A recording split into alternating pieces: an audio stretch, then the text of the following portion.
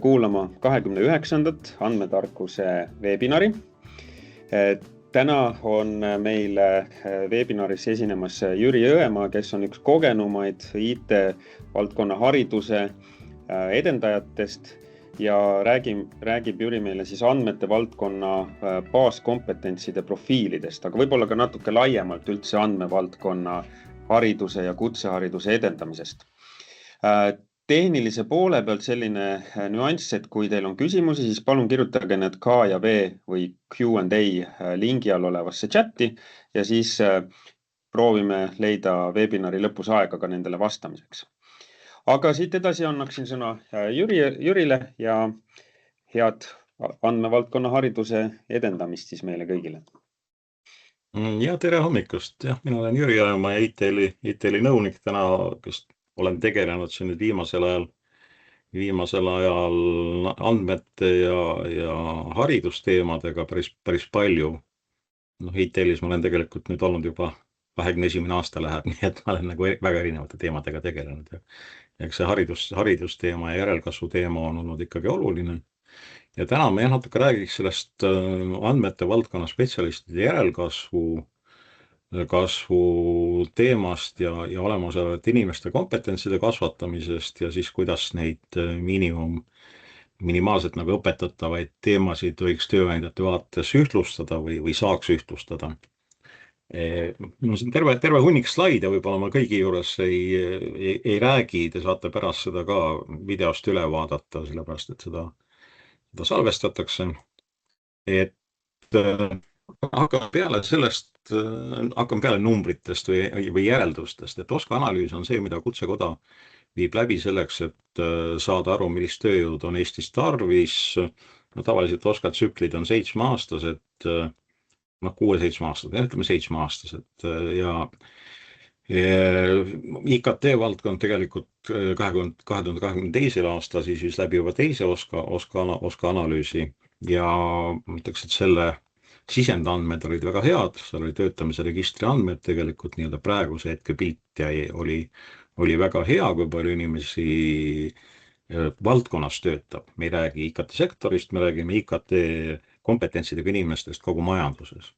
Ja tegelikult ka see analüüs vaatas IKT kompetentsidega ehk info- ja kommunikatsioonitehnoloogia kompetentsidega inimeste vajadust kogu majandusest, viies läbi, kui ma ei eksi, 14 valdkondlikku nagu alamuuringut, et need kõigi valdkondade vajadused, kuna IT on horisontaalne, eks ole, et siis kõigi valdkondade vajadused saaksid paika.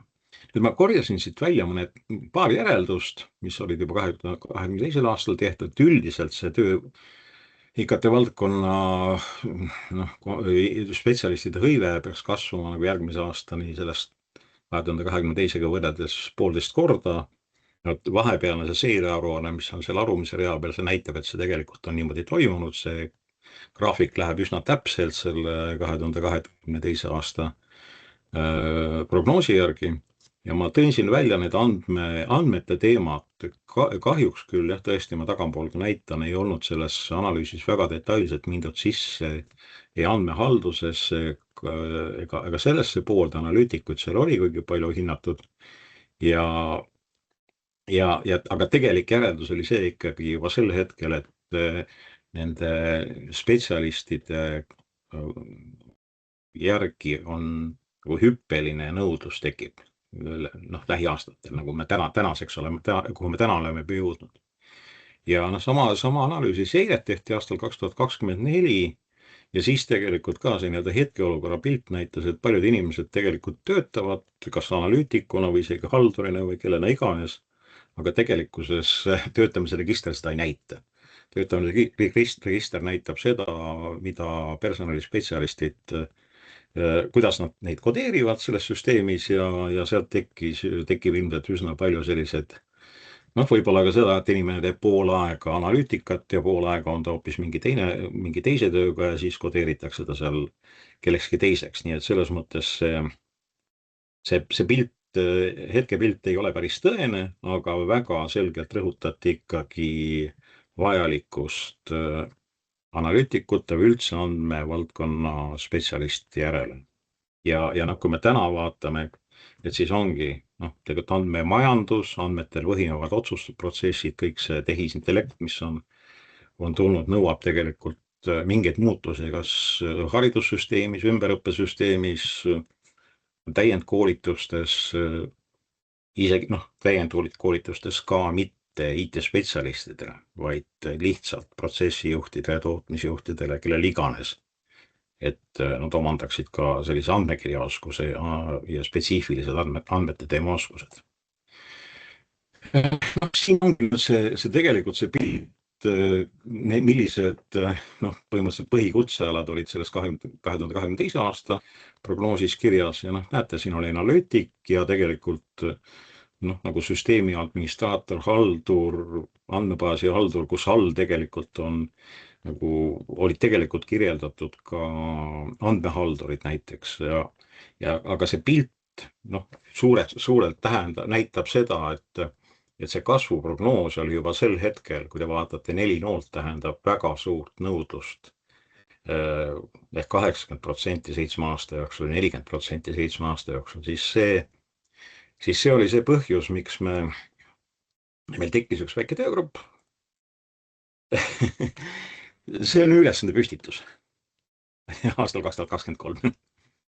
Me tegime mitu sellist väikse grupi arutelu ja püüdsime, kuna Eestis ei olnud kirjeldatud andmete valdkonna kompetentse, neid spetsialiste ja ka õppekavasid tegelikult on ka täna väga vähe, siis me püüdsime ettevõtete tippjuhtidega aru saada, et keda siis on tarvis ja mis see vajadus tegelikult, kus on see kõige suurem vajadus ja tegelikult te näete, see number siin tähendab analüütiku juures 3, et see on nagu väga kõrge vajadus, teine asi andmete ja äri sidumine, et mitte selline puhas andmete spetsialist ega puhas ärijuht, vaid pigem see ärijuht, tootejuht, kes oskab langetada andmepõhiseid otsuseid ja siis siin toote omanik siin allpool.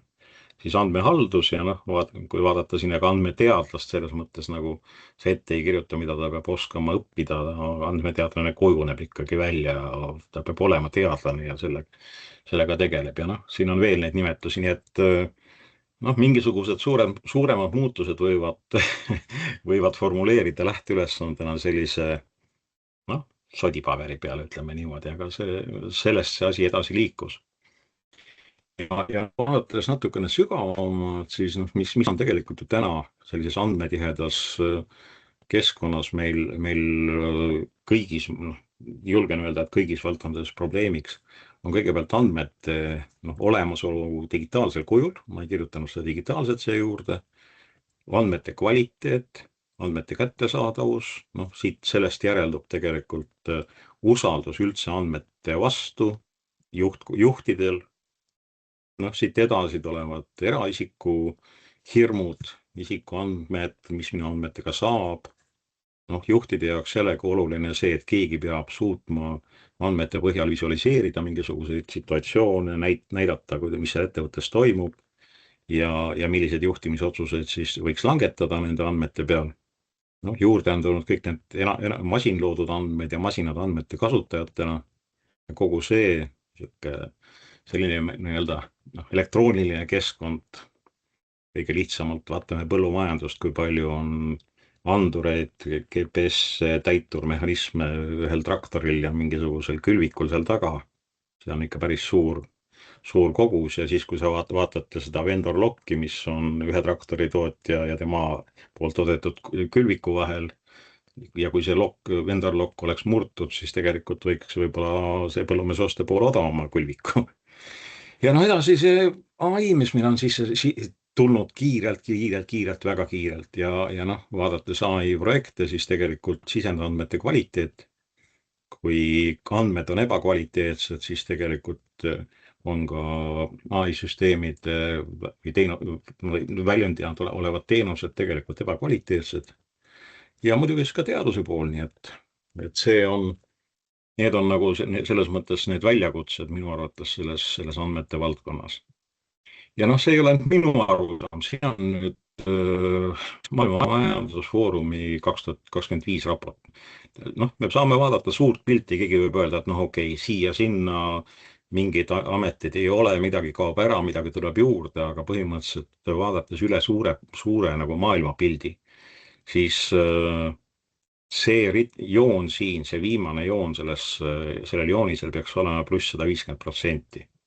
Ehk suurandmete spetsialistid, masinõppe spetsialistid, tegelikult ikkagi ka tarkvara ja lahenduste arendajad, ladude spetsialistid, võime siia alla ja data engineers, andmeinsenerid veel, et see nõudlus tegelikult, see teine pool on siin nii-öelda kaduvad ametid. Et aga see on nagu kasvav nõudlus kuni aastani 2035 ja no selle usaldusväärsus on ikkagi üsna kõrge, isegi kui täna öeldakse, et oi, meil AI areneb nii kiiresti, et me enam ei tea, mida on tarvis õpetada. Me baastasemel vaatame ja kui te vaatate nagu sellele pildile otsa, ei julge ilmselt mitte keegi öelda, et neid spetsialiste tarvis ei ole või täiendavaid kompetentse teistel spetsialistidel, et oskaksid andmetega ümber käia. Siin on üks Justiits- ja Digiministeeriumi tehtud uuring avaliku sektori, 140 avaliku sektori asutuse hulgas, kus ka on näidatud seda tehisintellekti kasutamist, noh ilmselt see on ikkagi keelemudelitel põhinevad mudelid või ka kõnerobotid. Ja no need protsendid tegelikult ei ole ju siin väga kõrged, noh vaadates ka andmeanalüüsi spetsialiste või need rakendamisi, et noh, tõsi küll, LinkedInis jah, siin jagati vahepeal, Ott Vensberg jagas vahepeal infot, et Eesti on ikkagi väga kõrgel kohal tehisintellekti kasutamisel.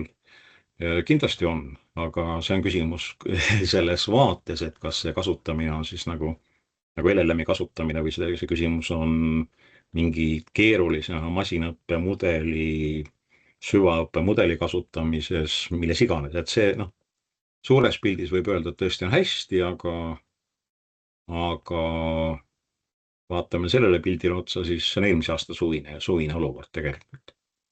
Siis just spetsialistide mõttes, et tegelikult neid ei ole väga palju. Või piisavalt, ütleme siis niimoodi. Ma ei ütle väga palju, piisavalt on võib-olla see.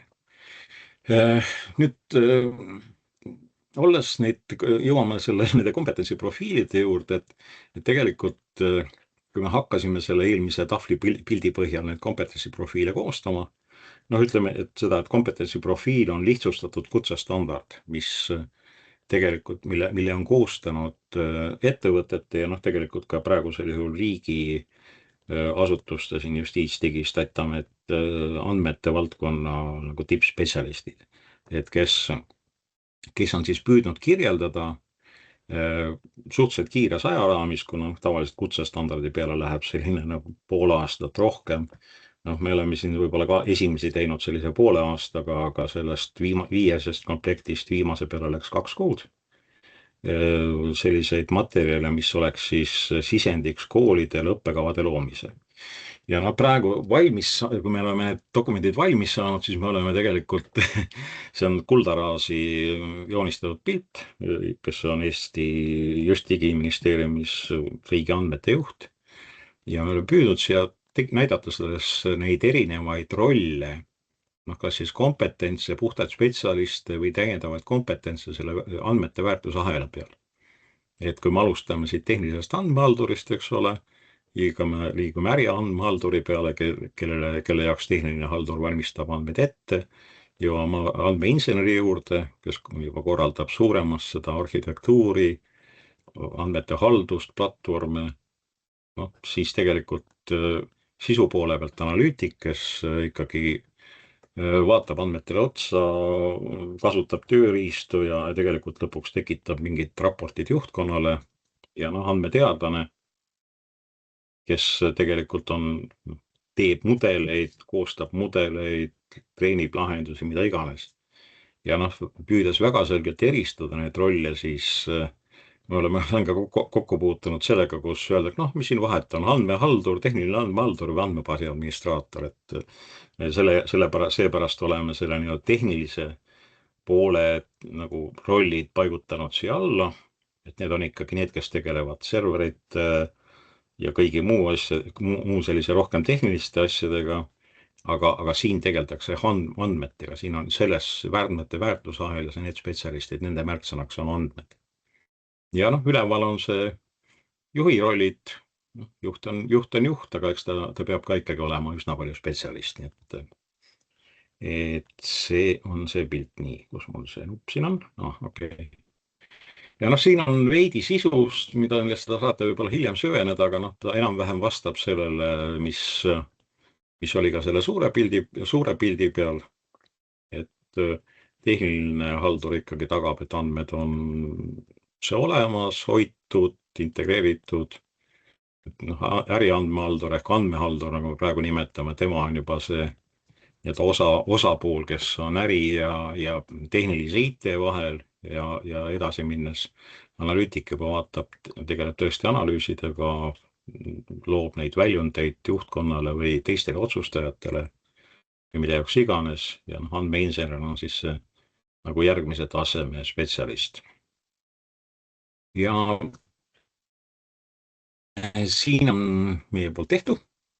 Me oleme täna teinud 5 andmevaldkonna baaskompetentsi profiili, ehk siis baaskompetents tähendab seda enam-vähem, et mida igal juhul peaks mingil tasemel õpetama. Iga õppeasutus võib lisada sellele kompetentsi profiili kirjeldatule mida iganes, kitsa spetsialiseerumist, täiendada seda ise, võtta sealt mooduleid, selles mõttes see on vabalt kasutatav dokument. Meie grupp, millega mina rohkem olen tegeles nende esimese 4-ga. PCS koolitus oli see, kes panustas sellesse andmete valdkonna sisekoolitaja teemasse. Ja nagu siin kirjas on, eesmärk on, et anda koolitajatele, õppeasutustele arusaam, mida tööandjad ootavad täna, mingis mõttes ka tulevikus, et igal juhul need õppekavad, mis on siis selline ühisosa, mida ju tegelikult kokkuleppeliselt meie kui maksumaksja raha eest koolides õpetatakse, kas kutsekoolides ja kõrgkoolides, et mis nendes õppekavades igal juhul peaks olemas. Ja vajadusel muidugi eks neid baaskompetentsi profiile saab ka muuta. Nad on kättesaadavad selle lingi taga, mis on ITL-i poolt juba tänaseks peaaegu 20 aastat käigus olnud Start-IT veebilehel. Start-IT veebileht muide elas läbi just enda tehnilise platvormi vahetuse, nii et ta on uue kujundusega, veidi mõnes osas on sisu vana, aga me tegeleme selle uuendamisega.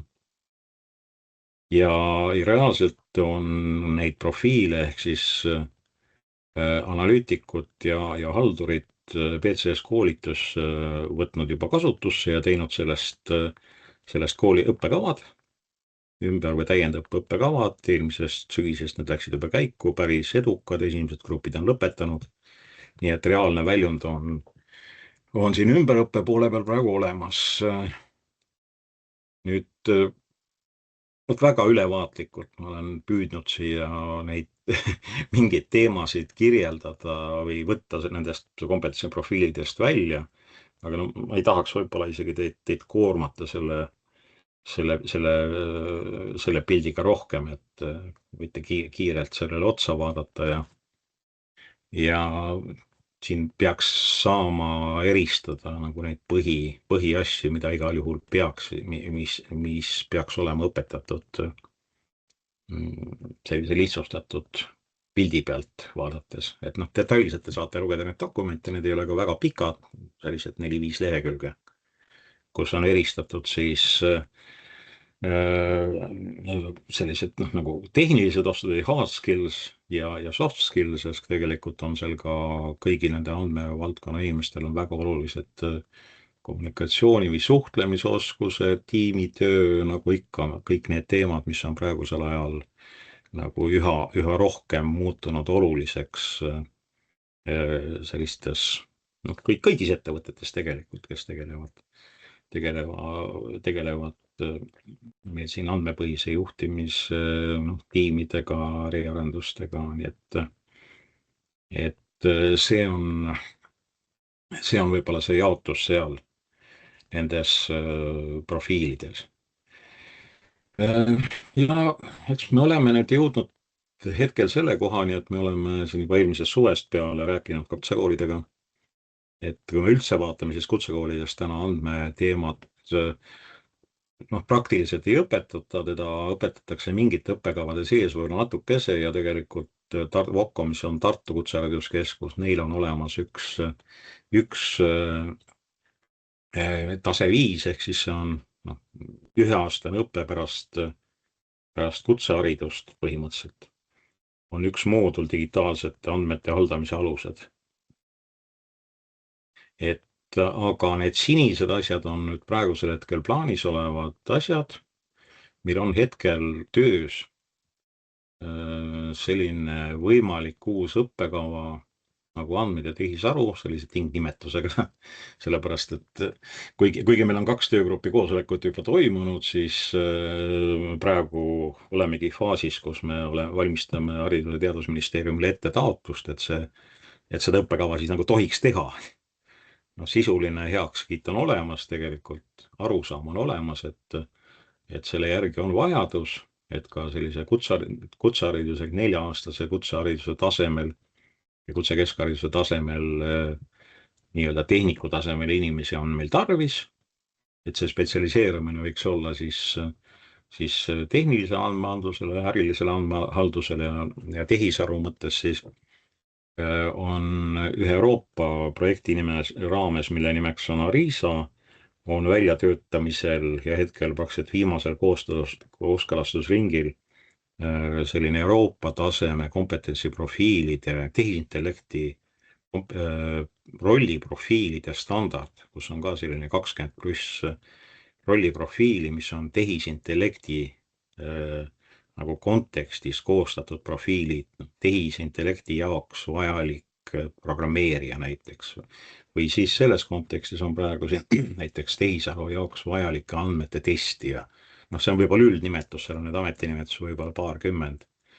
Et mis võiks olla, ja kuna see dokument on koostatud sellises formaadis, et seal on kirjeldatud tööandjate jaoks vajalikud kompetentsid, ja nüüd ka ilmselt esimest korda üldse sellisel Euroopa tasemel on sellest kirjeldatud ka koolide õpiväljundid, siis seda õppekavaks muundada, seda näiteks 1 või 2 profiili seal õppekavaks muundada on suhteliselt lihtne. Aga vaatame, mis sellega saab. Ja eks siin pildi peal on veel neid mõtted, et kui see õppekava tõesti valmis saab, praegune eesmärk on ikkagi, et ta enne suurt suve peaks valmis saama, on üsna intensiivne plaan siin, iga 2 nädala tagant koosolekud, et siis sellest õppekavast võiks võtta ja arendada ka tase 5, mis on +1 aastat, kus võiks olla ka andmeanalüüs juba teemaks, et ilmselt sellel kutsekeskhariduse tasemel andmeanalüüs on nagu liiga palju või liiga karm, ja selle õpetamine, aga 1 aasta edasi juba võiks olla selline alustav andmeanalüütik, tulla sealt välja. Ja muidugi sellest õppekavast võiks võtta mooduleid, kuna see andmete teema ikkagi üha rohkem muutub oluliseks, võiks võtta mooduleid kõigisse olemasolevatesse senistesse kutsehariduse õppekavadesse, mis on siin praegu see IKT õppekava, kus on täna IT-süsteemid, tarkvaraarendus, on side tegelikult, kus kindlasti on ka seda vaja. Nii et see on hetkel töös olev asi. Kui see nüüd valmis saab, siis kui ta ajakavas püsib ja kõik heakskiidud saab, siis sellega 2027 saab alustada. Ja püüame ka, et sellega alustaks mitte ainult 1 kutsekool, vaid seal on praegu vist 4-5 on neid, kes on huvilisi ka juba ja kes mõtlevad selle peale. Ehk sisuliselt me tegeleme täna ju siin olukorraga +5 aastat. Inimesed, keda on tarvis +5 aastat, kes tulevad tööturule alles +5 aasta pärast tänasest võttes, nii et võib ka teistpidi öelda, et oleme hiljaks jäänud, aga me oleme täna selles kohas, nagu me oleme. Ja mis veel? kompetentsiprofiilide staatus, et täna tegelikult nendel kompetentsiprofiilidel ei ole õiguslikku staatust. Neid aktsepteeritakse, kuna nad on tööandjate poolt koostatud ja ministeerium aktsepteerib neid, aga täna on nüüd jällegi avalikul kooskõlastusel uus kutseseaduse täiseelnõu ja selles sõnastatakse kompetentsiprofiili ikkagi sellisel kujul, et ta on õppe- ja koolituskavade koostamise aluseks. Et ta saab ka siis sel juhul sellise tugevama nagu seadusliku toe ja ka meil võimaluse seda siis koolidele tinglikult pakkuda, müüa, et neil oleks lihtsam õppekavasid koostada. Nii et me oleme suhteliselt ajakavas, mul on vist üks slaid siin veel, jah, ma tahaks lihtsalt tänada neid inimesi, kes on siin slaidi peal, kellest enamik, ma arvan, on Eestis andmete valdkonna tegijad. Nii et kas riigi või erasektori poole pealt või koolitajate poole pealt, võib-olla on siit keegi veel puudu, keegi andis veel tagasiside, et ma nende ees, kui keegi tunneb, siis palun vabandust, kes puudu on, aga tänud ikkagi. Nii et selline jutt ja nüüd ma arvan, et meil on aega ka mõnele küsimusele vastata, kui meil siin on tervelt 4 minutit. Jaa, tere, et küsimusi on. Ma võib-olla esimese kommentaarina igaks juhuks alguses ütleks, et mida meie Data Skies näeme või on see, et võib-olla natuke viimasel ajal on olnud liiga palju seda juttu meedias, et IT-valdkonnas juunioritel ei ole tööd või ja et ei tasu õppida. Et selles mõttes jah, on raskem leida töökohta, eriti juunioritel, aga paljuski see tuleneb pigem nagu konjunktuurist, sellest, et meil on väga palju vähenenud startupi investeeringud Eestis.